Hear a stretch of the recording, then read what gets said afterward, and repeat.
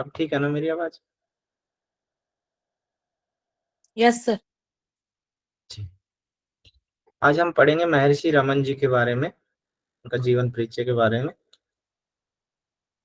महर्षि रमन जी कहते थे, आपकी समय की आत्म साक्षात्कारता सबसे बड़ी सेवा है जो आप दुनिया को प्रदान कर सकते हैं।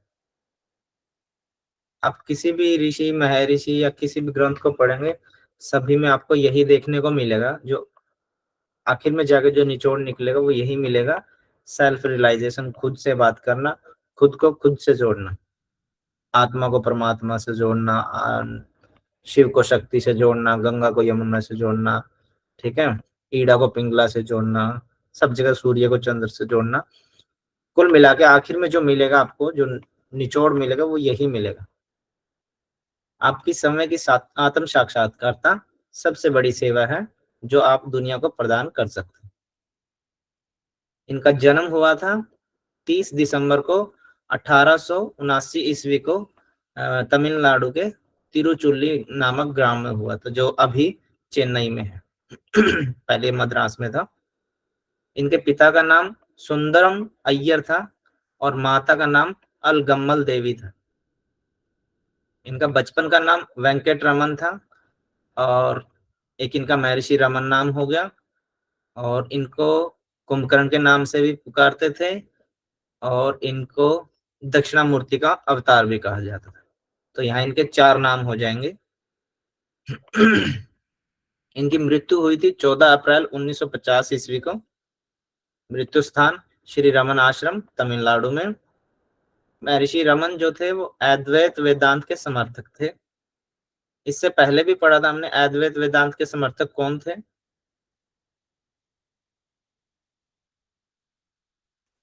शंकराचार्य, दयानंद।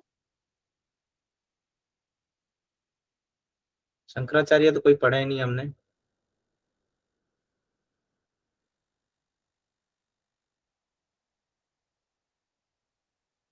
द्वैत होता है 2, अद्वैत होता है 1। विवेकानंद जी, स्वामी विवेकानंद जी। एक होते द्वैत होता 2, जिसमें आत्मा को अलग मानते, परमात्मा को अलग मानते, वो हो गया द्वैत। ठीक है। अद्वैत होता है जो एक मानते हैं, आत्मा और परमात्मा एक ही। ठीक है। तो महर्षि रमन जी अद्वैत वेदांत के समर्थक थे। महर्षि रमन कहते थे कि परम आनंद की प्राप्ति अहम को मिटाने तथा अंत साधना से होती है। परम आनंद यानी परमानंद, परमानंद की जो प्राप्ति है वो अहम को मिटाने तथा अंत साधना से होती है। अगर आपको मोक्ष मिलता है तो उससे एक तो आपका अहम भाव है वो बिल्कुल खत्म हो जाएगा, और दूसरा अंत साधना, आपको वही फिर से वही बात आ गई, आत्म साक्षात्कार हो जाएगा। महर्षि रमन ने संस्कृत में, मलयालम में और तेलुगु भाषा में अपनी रचनाओं को साकार रूप दिया था। इन्हें दक्षिणामूर्ति का अवतार भी कहा जाता है, इसलिए लोग इन्हें भगवान श्री रमन के नाम से भी पुकारते थे। एक नाम और आ गया इनका, भगवान श्री रमन महर्षि के नाम से भी पुकारते थे। और बचपन में महर्षि रमन को प्यार से सभी कुंभकर्ण भी कहते थे। पद्मासन में इनकी मृत्यु हुई थी, और जब इनकी मृत्यु हुई तो इनके मुंह से ओम शब्द निकला था। ओम शब्द का उच्चारण करते हुए इन्होंने अपने प्राणों की आहुति दी थी। महर्षि रमन को अद्वैत ज्ञान का साकार रूप माना जाता है। ये अलग से आई है लाइन हमारे सामने, अभी तक जो हमने पढ़ी है सभी जीवनियों में से महर्षि रमन ने ओम शब्द कहा था जब उनकी मृत्यु हुई। ठीक है। और ये नटराज भगवान की मूर्ति को टकटकी लगाकर कई घंटों तक देखते थे, इसलिए इनको दक्षिणामूर्ति का अवतार भी कहा जाता है। शिक्षा पढ़ लेते हैं इनकी। जो प्राथमिक शिक्षा हुई थी वो तिरुचुली और डिंडीगुल गांव में हुई थी इनकी। जब ये 12 वर्ष के थे, इन्होंने एक इंग्लिश मीडियम स्कूल में एडमिशन लिया था जिसका नाम था स्कॉट मिडिल स्कूल। उसके बाद इन्होंने अमेरिकन मिशन हाई स्कूल में एडमिशन लिया। वैराग्य एवं साधना,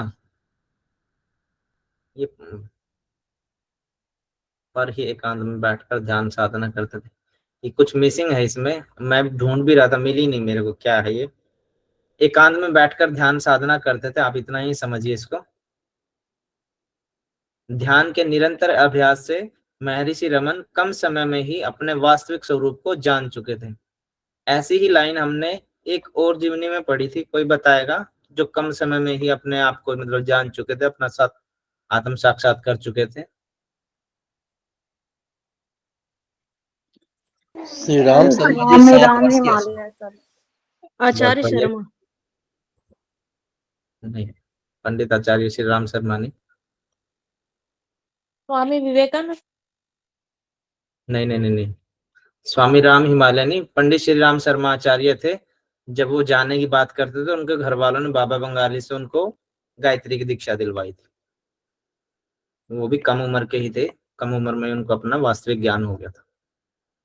प्रसिद्ध तमिल लेखक थे जिनका नाम था, ये नाम थोड़ा सा आप ठीक कर लेना, सेक्सी झार नाम है ये, सेक्सी झार उनकी पुस्तक थी।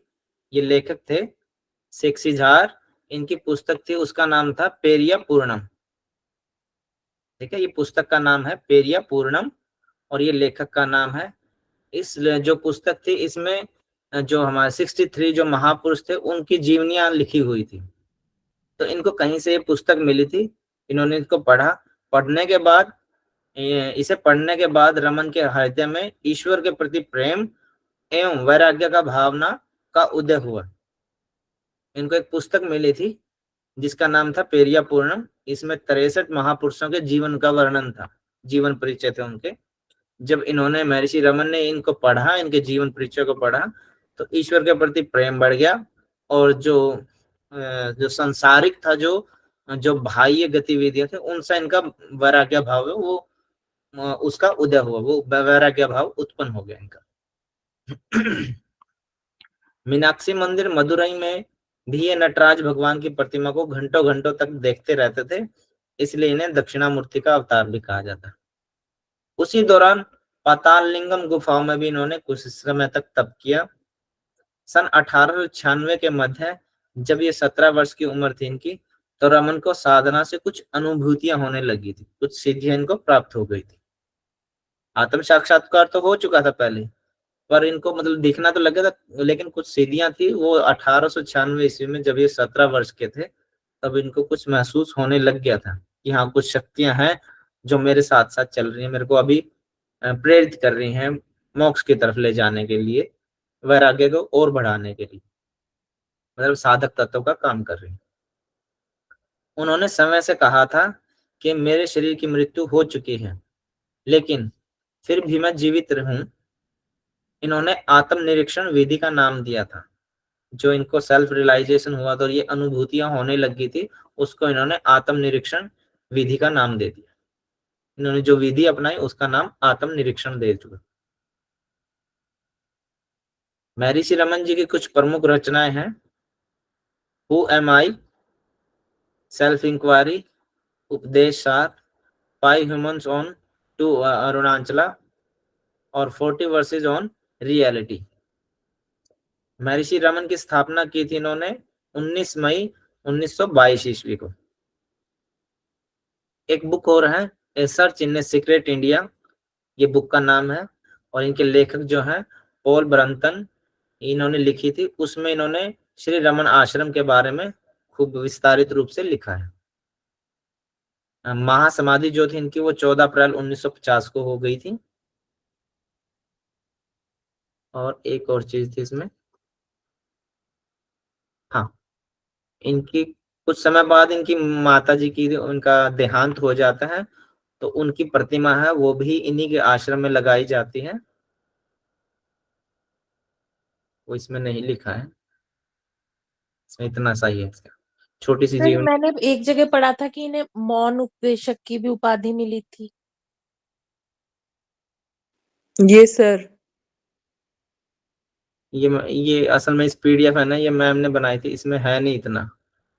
और ये चीजें आपके आती भी कम ही आती हैं, क्योंकि मुख्य चीज जो चीजें हैं ये आपकी इनमें डेट्स आती है, और जो मेन मेन इनके वो लिख रखा है मैम ने इसके अंदर। Yes sir. ठीक है ना जी। वैसे अगर पढ़ेंगे तो जीवनी बहुत बड़ी हो जाएगी। हाँ, यस सर। तो एग्जाम पॉइंट ऑफ व्यू से मैम ने ये पीडीएफ बना रखी है। इसमें आपको जो जरूरत की चीजें हैं एग्जाम के हिसाब से बस वही ले रखी है। फिर भी आप इसको लिख लेना, ये मेन पॉइंट है इसमें। सर स्क्रीनशॉट ले लेते हैं इसका। हाँ हाँ, ले लीजिएगा आप स्क्रीनशॉट।